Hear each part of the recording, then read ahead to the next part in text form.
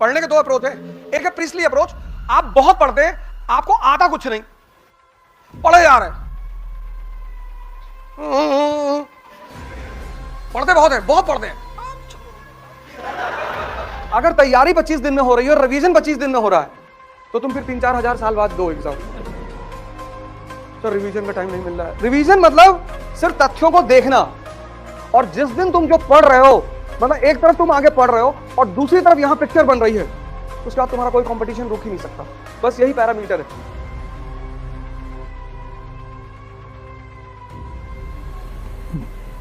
जय हिंद फ्रेंड्स।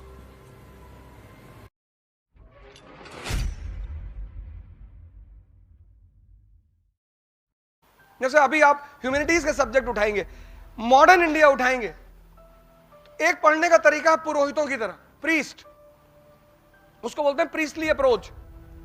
पढ़े जा रहे हैं,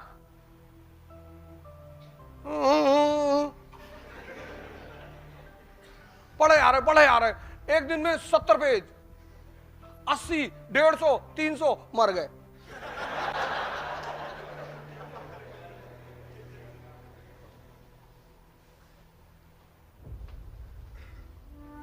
एक होता है सेंटली अप्रोच।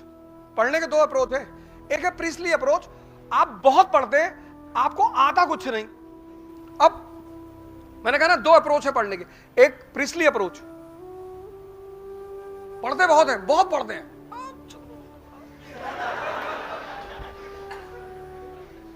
पता कुछ नहीं। प्रीस्टली अप्रोच में आदमी मेहनत करता हुआ बहुत दिखाई पड़ता है, उसको अचीव कुछ नहीं होता।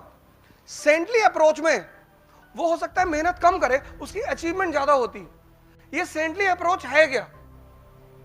आपने मॉडर्न इंडिया पढ़ी, तो मॉडर्न इंडिया एक वर्ड है ना, दो वर्ड का कॉम्बिनेशन है, एक मॉडर्न एक इंडिया। तो जब आप मॉडर्न इंडिया पढ़ रहे हैं तो आपको कुछ तो ऐसा पता चलेगा कि आप कहें कि it is different from ancient and medieval, है ना। मॉडर्न इंडिया मतलब क्या? You completed modern India.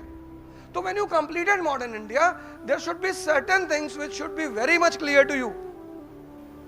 क्योंकि अगर तुम ये समझते हो, अगर तुम समझते हो, तो तुम इंप्लीमेंट कर ले जाओगे। Study to for what? Study to learn. Why? To implement. किताबें जरूर पढ़ो। आईएएस बनना है तो न्यूज़पेपर और किताब पढ़ने की आदत डालो।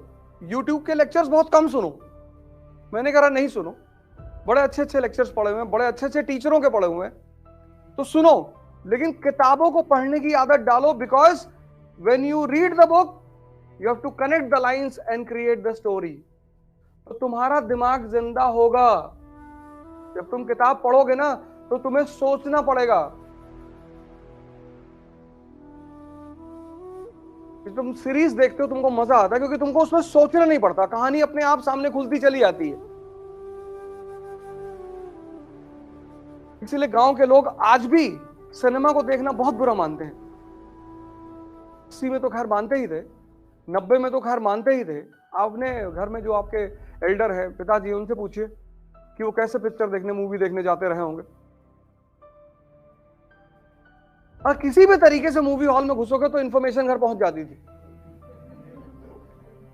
और आज पीवीआर को एक सोशल स्टेटस बना दिया गया है,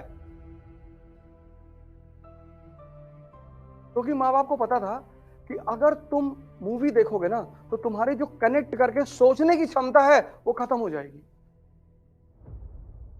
इसलिए किताबें पढ़ने में नींद आती है। तो किताबें खुद से तभी बोलेंगी जब तुम उनसे बोलोगे, वरना वो तुमसे नहीं बोलेंगी। वो बोलेंगी तुमसे। और जिस दिन तुम जो पढ़ रहे हो, मतलब एक तरफ तुम आगे पढ़ रहे हो और दूसरी तरफ यहां पिक्चर बन रही है, उसके बाद तुम्हारा कोई कंपटीशन रुक ही नहीं सकता।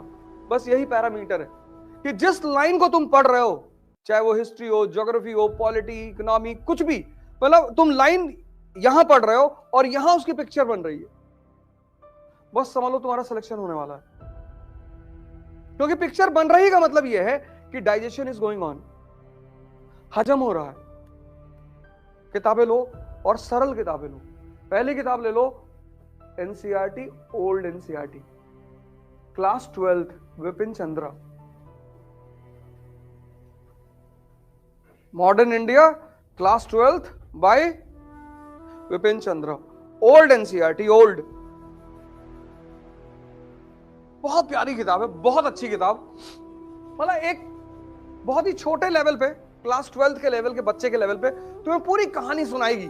और एपिसोड जैसे धारा, उसमें 13 धारावाहिक हैं, 13 एपिसोड है उस किताब में। तुम उसको चैप्टर मत मानो, एपिसोड मानो। पहले एपिसोड में तुम्हें पिक्चर दिखाएगी 18th सेंचुरी इंडिया, 18वीं शताब्दी का भारत। तुम्हें दिखाएगी कि मुगल साम्राज्य का पतन हो रहा है, एकदम दिखाई पड़ेगा तुम्हें। क्षेत्रीय शक्तियों का उदय हो रहा, regional powers are emerging, independent Awadh, independent Bengal, independent Nizam, regional powers पैदा हो रहे हैं, मुगल शक्ति खत्म हो रही है। और सबसे बड़ी घटना जो मुगल शक्ति के पराजय को दिखा रही वो है 1739 का बैटल ऑफ करनाल, जब नादिर शाह ने मुगल बादशाह को मुर्गा बना दिया। किसको? मोहम्मद शाह रंगीला को। दिखाई पड़ेगा तुमको एकदम। पढ़ो मत, पढ़ने से इंफॉर्मेशन बढ़ती है, सोचने से विवेक बढ़ता है। और सिलेक्शन इंफॉर्मेशन से नहीं होता, विवेक से होता है।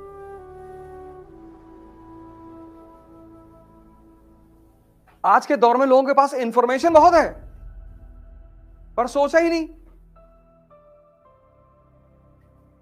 सोचा ही नहीं। सब कुछ उस किताब में लिखा हुआ है, सब कुछ, बस तुम्हें सोचना है रुक के।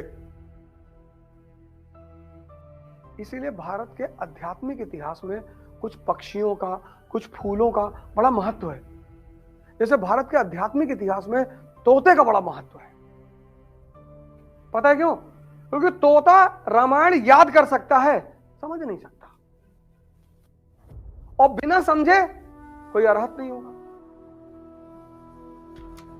इसीलिए तो तुम्हारा पढ़ने में मन नहीं लगता था। तुम्हें पता ही नहीं होता है कि पढ़ना क्या है।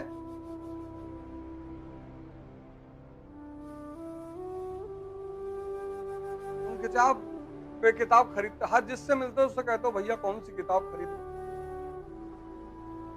और कबीर बहुत पहले कह गए थे कि पोथी पढ़ पढ़ जग मुआ, आईएएस भयानक होए।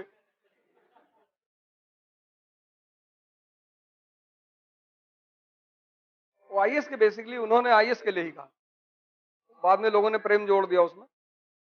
पंडित, पोथी पढ़ पढ़ जग मुआ, पंडित भयानक होए।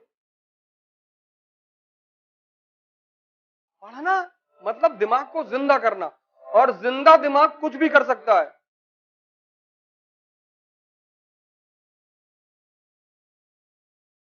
पढ़ना मतलब दिमाग को जिंदा करना, और जिंदा दिमाग कुछ भी कर सकता है। वो एक अच्छा बिजनेसमैन बन सकता है, उसकी नौकरी लगेगी।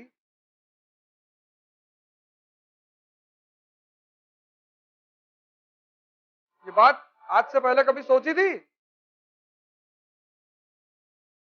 और क्लास खत्म होने के बाद सिर्फ आपके नोट्स, मतलब once the class is over you should be completely prepared कि आप दोबारा इन किताबों को नहीं पढ़ना है। तैयारी के लिए नहीं पढ़ना है, पढ़ने के लिए पढ़ लेना है। जैसे एक बार तुम्हें पूरी कहानी समझ में आ गई, जब तक नहीं समझ में आएगी तभी तो ये किताब हैवी है ना। एक बार समझ में आ गई, पहली बार पढ़ोगे 25 दिन लगेगा, लेकिन पहली बार जब खत्म कर लिया, क्लास में हर चीज समझ ली, तो 5 दिन में खत्म होगी। उसको बोलते हैं रिवीजन। अगर तैयारी 25 दिन में हो रही है और रिवीजन 25 दिन में हो रहा है, तो तुम फिर 3-4 हजार साल बाद दो exam.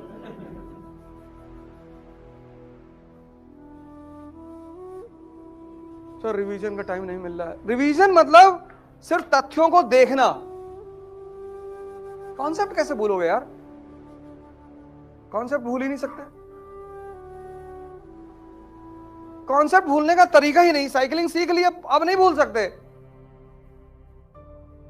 Once you have learned cycling, there is no way to unlearn it. पर तुम चाहो हम साइकिल चलाना भूल जाएं। स्विमिंग सीख ली, अब तुम सोचो हम भूल जाएं, संभव ही नहीं।